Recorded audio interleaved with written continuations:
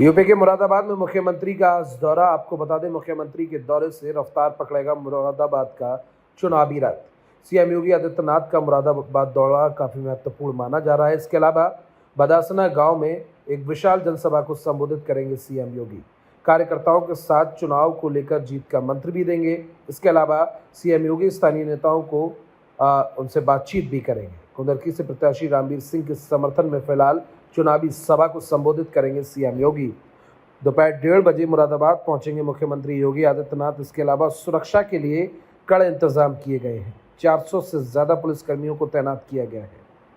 UP के संभल में बांसुरी वाचक डॉक्टर मुस्तफा हुसैन 450 से ज्यादा फिल्म सीरियल रामायण में बजा चुके हैं बांसुरी। मुस्लिम होकर भी श्री कृष्ण भक्त बांसुरी वादक डॉक्टर मुस्तफा हुसैन जी 450 से ज्यादा फिल्म सीरियल रामायण में बांसुरी बजा चुके हैं। मुस्लिम होकर भी श्री कृष्ण भक्त बांसुरी वादक और डॉक्टर मुस्तफा हुसैन जी, उन्होंने कहा कि मेरा संगीत मेरी बांसुरी देश की एकता भाईचारा के नाम है।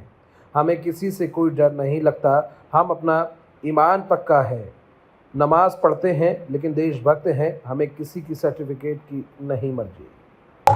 मेरा नाम है उस्ताद डॉक्टर मुस्तफा हुसैन।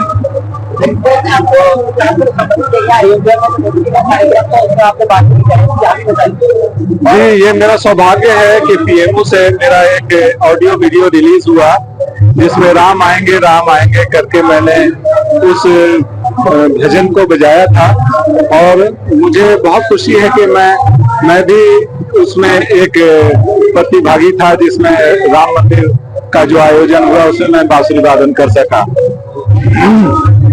देखिए, सबसे अच्छी बात यह है कि भारत जो है वो धर्मनिरपेक्ष देश है और जो संस्कृति हमारे भारत की है पूरे विश्व में ऐसी संस्कृति नहीं है। और कहा जाता है कि ये गंगा जमुनी तहजीब जो है ये हजारों वर्ष से चली आ रही है और हमेशा हमेशा ये जिंदा रहेगी। बीच में कई लोग जो नफरत फैलाने की बात करते हैं, अब देखिए मैं मुस्लिम हूँ, मैं बांसुरी बजाता हूँ, मुझे प्राउड है इस बात का कि भगवान श्री कृष्ण की बांसुरी मैं बजाता हूँ। ये एक कितनी अच्छी बात है सौहार्द के लिए। और एज ए मुस्लिम मैं नमाज भी पढ़ता हूँ और चूंकि बांसुरी जो है वो भगवान श्री कृष्ण का वाद्य है तो वो मेरे आदर्श रूप में है। तो कई लोग तो मुझे रसखान भी बोलते हैं और मैं जब बांसुरी बजाता हूँ तो भाई जो बांसुरी बजाऊंगा तो हम उसी की कल्पना करेंगे कि वो कैसे बांसुरी कहते हैं। भगवान श्री कृष्ण जब बांसुरी बजाते थे तो चर सब रुक जाते थे, जो जहां वहीं खड़ा हो जाता था। तो वो तो कैसी बांसुरी बजाते थे। मैं रियाज करता हूँ तो मेरे घर के अगल बगल लोग चलते फिरते लोग रुक जाते हैं, कई लोग तो नाव कर लेते हैं।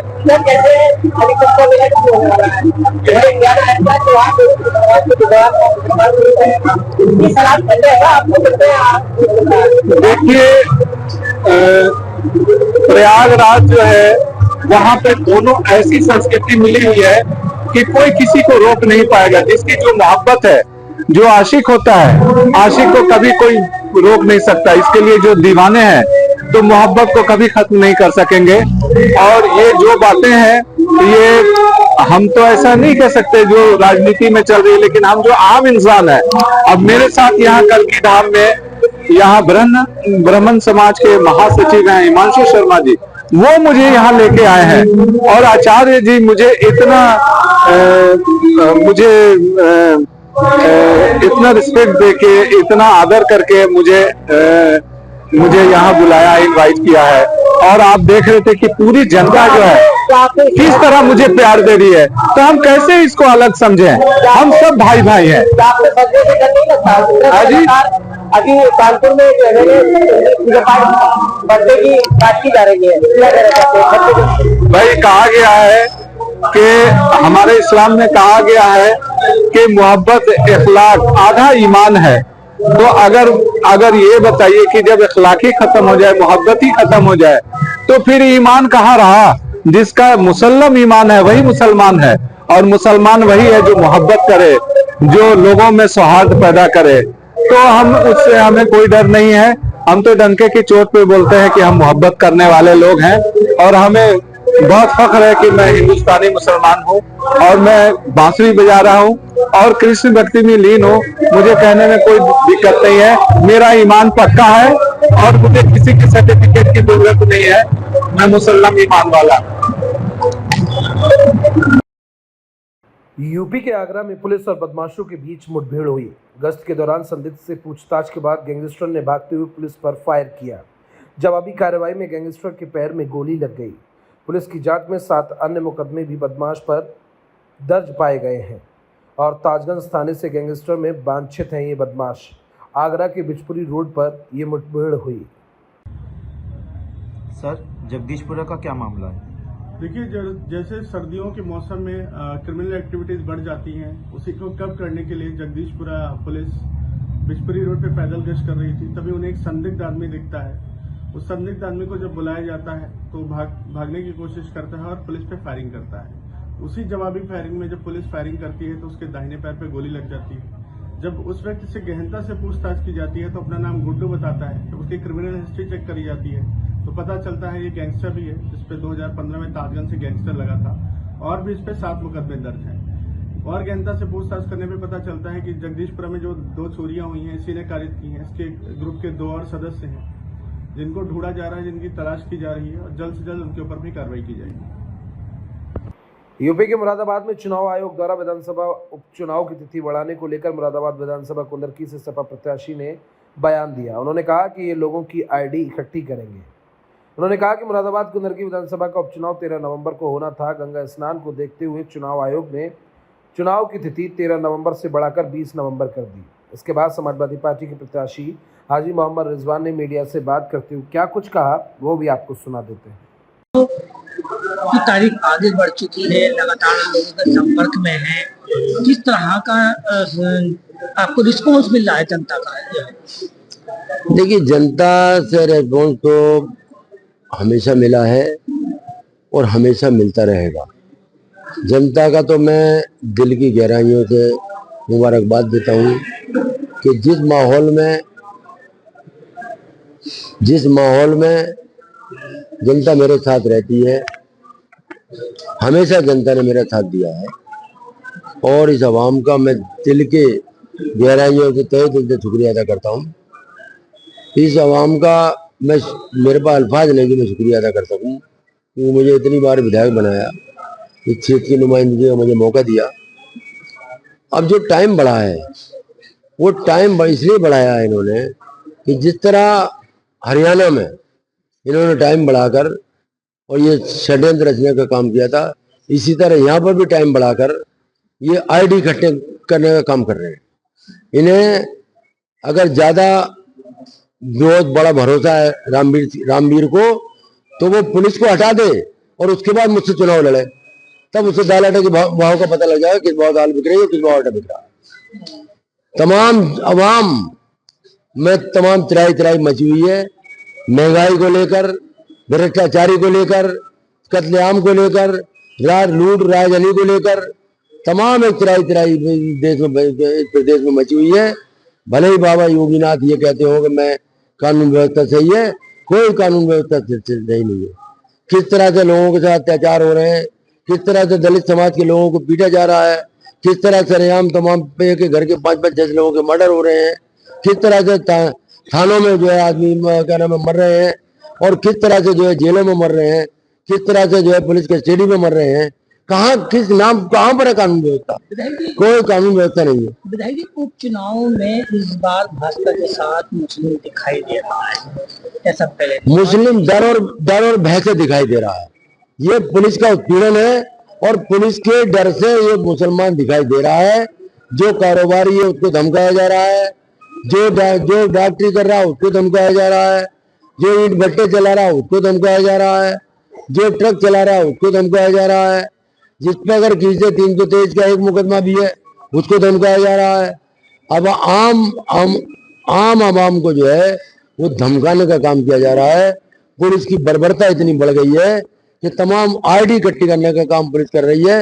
यादव समाज हो, दलित समाज हो, मुस्लिम समाज हो, इसमें जो आईडी इकट्ठे करने का काम ये कर रही है पुलिस। ये चुनाव जो है बीजेपी नहीं लड़ रही, रामवीर नहीं लड़ रहा चुनाव, ये पुलिस प्रशासन यहाँ का चुनाव लड़ रहा है हम लोगों से, और पुलिस प्रशासन को हटा के रामवीर चुनाव लड़े तो उसे औकात का पता लग जाएगा। यूपी के संबल में सांसद जियाउर रहमान बर्क बोले, सांप्रदायिक ताकतों के मुंह पर सुप्रीम कोर्ट का फैसला तमाचा है। आपको बता दें, मदरसा बोर्ड पर सुप्रीम कोर्ट के फैसले और सनातन बोर्ड की मांग के सवालों के बीच जनपद संपल सांसद जियाउर रहमान बर्क तल्ख नजर आए। मदरसा बोर्ड पर सुप्रीम कोर्ट के फैसले को उन्होंने मुसलमानों को नुकसान पहुंचाने वाली ताकतों के मुंह पर तमाचा बताया। सांसद जी, सुप्रीम कोर्ट ने एक फैसला दिया है जिसमें यूपी के जो 16,000 मदरसे हैं उनको राहत दी गई है।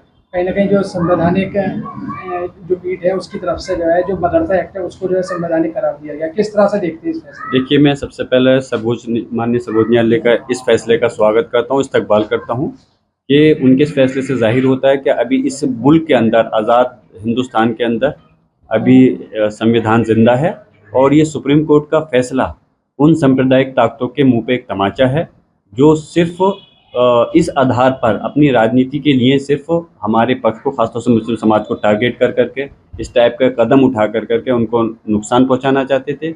आज ये फैसला एक ऐतिहासिक फैसला है। आने वाले समय तक इस फैसले को पीढ़ियाँ याद करेंगी, और इस फैसले से यकीनन जो इस समाज को तोड़ना चाहते हैं, इस प्रदेश और देश को तोड़ना चाहते हैं, उनको सबक लेना चाहिए कि इन चीज़ों से सिर्फ तुम ही अपने आप मालिक नहीं हो, तुम्हारे ऊपर और भी लोग बैठे हैं। अगर तुमसे इंसाफ नहीं मिलेगा तो हमें उम्मीद है कि हमें न्यायालय से इंसाफ मिलेगा, जिस पे कि अभी हम मुसलमानों का भरोसा कायम है। और यकीनन आने वाले समय के अंदर इस टाइप की मैं उम्मीद करता हूं कि हरकत करने से ये लोग बाज आएंगे, जो भाजपा के सरकार के लोग हैं जो इस टाइप की। लेकिन फिर भी इन्होंने पहले भी कई बार, यहाँ तक अफसोस की बात है कि कोर्ट को भी चैलेंज कर चुके हैं। कोर्ट ने अगर नाम दिया नेम प्लेट को हटाने के लिए, तो दूसरी तरह से नेम प्लेट लगाने का वो किया।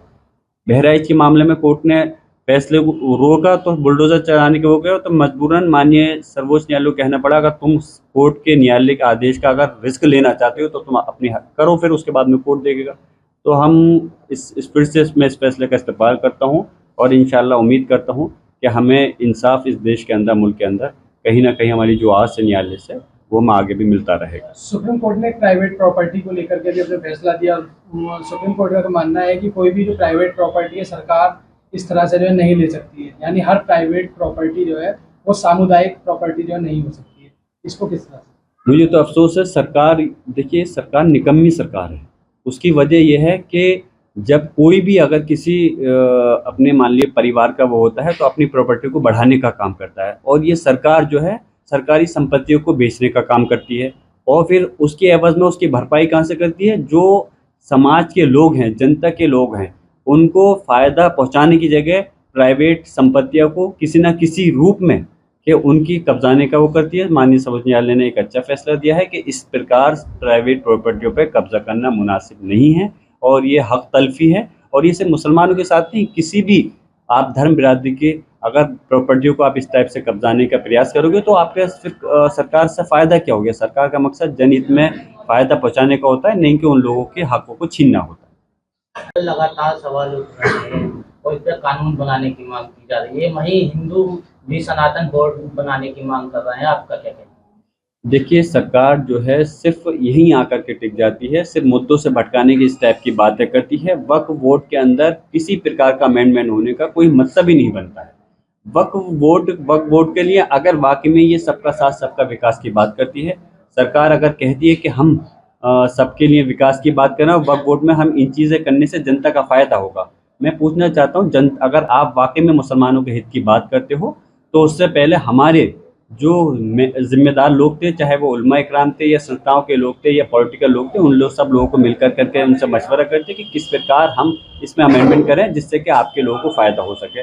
लेकिन ज़बरदस्ती अमेंडमेंट करना, हम सिर्फ उन अमेंडमेंट को मैं सिर्फ ये नहीं कहते कि कुछ अमेंडमेंट वापस लें, हम तो ये कहते हैं वो बिल जो अमेंडमेंट का लिखा है वो पूरा का पूरा वापस होना चाहिए। और जो नए बोर्ड की बात हो रही है, तो सरकार अपने गिरबान में जाके कि दूसरे बोर्ड बनाने से पहले जब हमारे बोर्ड को हक नहीं दे पा रहे तो दूसरा बोर्ड बनाने का क्या मतलब बनता है? और दूसरे बोर्ड अगर बनाने के बाद भी है तो हम किसी के धर्म में कोई हस्तक्षेप नहीं करना चाहते। हम चाहते हैं कि हमारी जो धार्मिक हमारी आज़ादी है वो मुसलमानों को रहनी चाहिए। हिंदू समाज की भी जो धार्मिक अगर ज़रूरतें हैं तो उनको भी पूरा करें, उन्हें हमें कोई आपत्ति नहीं है। हर धर्म के लोगों को उनका हक और इंसाफ मिलना चाहिए। यूपी के उन्नाव से खबर है, जहां पर आज छठ पूजा के अंतिम दिन गंगा घाट पर श्रद्धालुओं ने उगते सूर्य को अर्घ्य देकर पूजा की। आपको बताते चलें कि छठ पूजा का आज चौथा और अंतिम दिन था। बिहार, उत्तर प्रदेश समेत पूरे देश में छठ पूजा बड़े ही धूमधाम से मनाई जा रही है। छठ पर्व की शुरुआत राम जी और सीता जी के यहाँ से हुई थी। जब राम जी ने रावण का वध कर दिया था तो उसके बाद उनके ऊपर ब्राह्मण हत्या का पाप लग गया था, तो उससे मुक्ति पाने के लिए राम जी और सीता जी दोनों लोगों ने छठ व्रत रखा था। इससे उनको उससे ब्राह्मण पाप से मुक्ति मिल गई थी।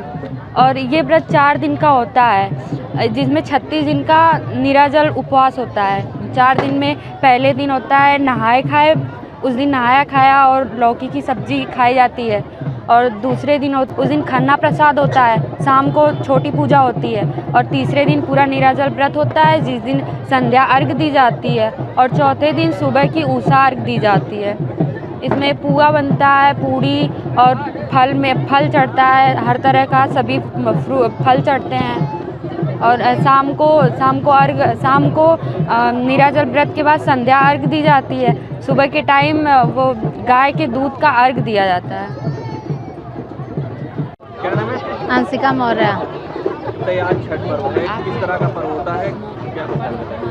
ये पर्व ज़्यादातर बिहार से इसकी शुरुआत हुई थी। बिहार की औरतें ज़्यादा, फिर ये धीरे धीरे बढ़ने लगा ये पर्व। तो अपने यहाँ अब ये हर जगह हो रहा है पर्व। और इस पर्व में पूरा साफ से आपकी जितनी श्रद्धा हो आप उतने से शुरुआत कर सकते। इसमें कोई ज़रूरी नहीं है कि आप पूरा ज़्यादा चढ़ाइए, ये सिर्फ आपकी श्रद्धा के ऊपर रहता है। और ये ज़्यादातर बच्चे के लिए और अपने सुख संपन्न परिवार के लिए माना जाता है। जैसे कई औरतें हैं कि उनको लड़के की प्राप्ति नहीं होती, या बच्चे परिवार के लिए अपने ये व्रत उठाती हैं वो औरतें, और जिसकी अपनी श्रद्धा से वो व्रत ये उठाती हैं। और शाम को निराजल व्रत रहते हैं, और शाम को हम लोग सूर्य को अर्घ्य देके और सुबह फिर सूर्य को अर्घ्य देके तब ये व्रत का हम लोग पारण करते हैं। और पहले जो वैदिक चना रहता है उसका व्रत हम लोग, उससे निराजल जो उपवास रहता है वो व्रत हम लोग तोड़ते हैं। इस पूजन में किस तरह के फल वगैरह पूजन सामग्री बनाई जाती है? ये फल मेन आपका रहेगा, जो घी का पुआ बनता है वो आटे का रहता है। और आपका आटे के लड्डू रहेंगे, चावल के आटे के, वो गुड़ से रहेगा। और पूड़ी रहेगी घी की, ये आपका मेन रहेगा प्रसाद। उसके बाद आप बांटने के लिए आपकी श्रद्धा से आप फल में आपका 6 फल चढ़ेंगे छठ मैया को। जैसे छठ होता है इस तरह के 6 फल चढ़ेंगे। आपकी जितनी श्रद्धा आप उतना फल चढ़ा सकते हैं, क्योंकि छठ मैया ने ये नहीं कहा है कि आप। यूपी के अमरोहा में ऐतिहासिक गंगा तिगरी मेले की तैयारियों का जायजा लेने एडीजी और डीआईजी पहुंचे, जहां पर डीएम एसपी अमरोहा के साथ एडीजी बरेली रमेश शर्मा ने बैठक ली। इसके अलावा श्रद्धालुओं की सुरक्षा व्यवस्था में कोई चूक ना हो, इसको लेकर एडीजी ने दिशा निर्देश भी दिए। साथ ही मेला परिसर में सीसीटीवी कैमरा से कड़ी निगरानी रखने के भी निर्देश दिए गए।